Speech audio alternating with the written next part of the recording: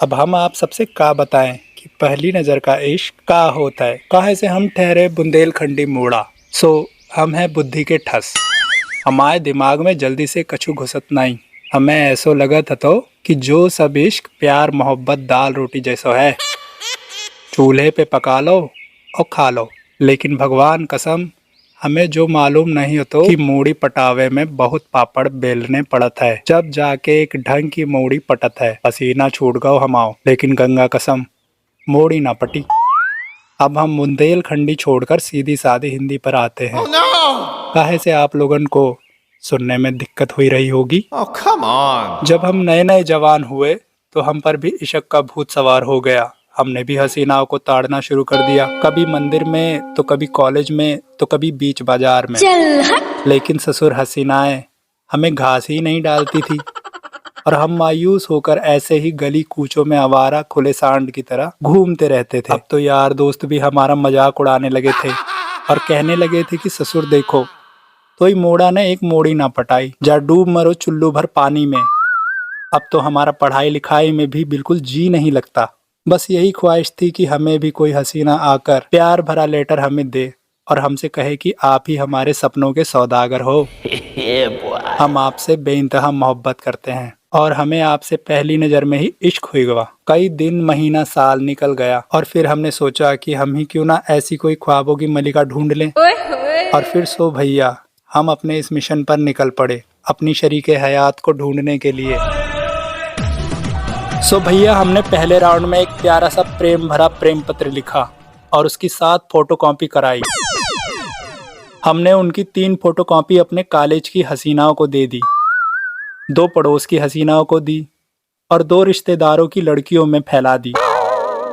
हम उन सब के जवाब का इंतजार करने लग गए। लेटर का जवाब भी जल्दी आ गया। कॉलेज की 2 हसीनाओं ने उन लेटर का जवाब हमें थप्पड़ द्वारा दे दिया।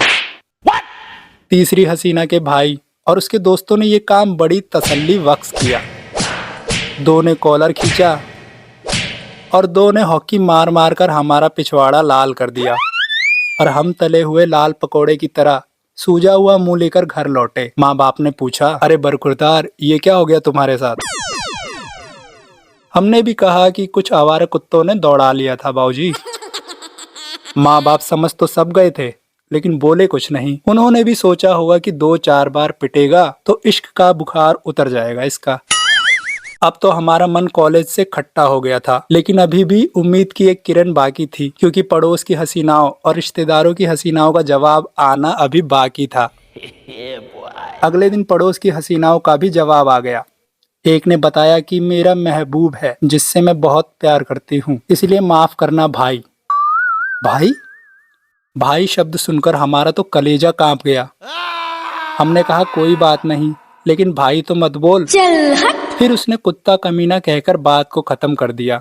बेचारा दिल ही टूट गया हमारा। फिर दूसरी हसीना की अम्मा ने हमारी सारी हीरोगरी निकाल दी, क्योंकि वो लेटर हसीना के हाथ ना लगकर उसकी अम्मा के हाथ लग गया था। फिर क्या था, पहले उसकी अम्मा ने अपना माथा ठोका, फिर हमें आके ठोका। उसके बाद मामला काफी सस्ते में निपट गया। अम्मा ने केवल हमें 4-5 चप्पलें ही मारी और 2-3 दर्जन गालियां देकर मदमस्त हथनी जैसी वहां से चली गई। अभी भी एक आशा और बाकी थी, वो थी रिश्तेदारों की लड़कियों की। अब हमारा ध्यान उन हसीनाओं पर टिका हुआ था। अभी भी 2 लेटर का इनविटेशन बाकी था।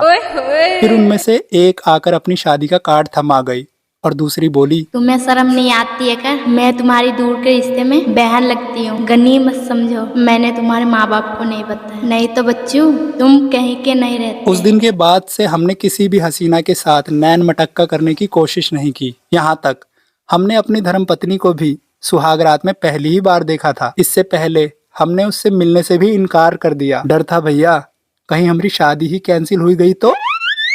और फिर जब हमने सुहागरात में अपनी धर्मपत्नी का घूंघट उठाया तो वो सच में चांद का टुकड़ा थी और फिर हमें उनसे पहली नजर में इश्क हुई गवा।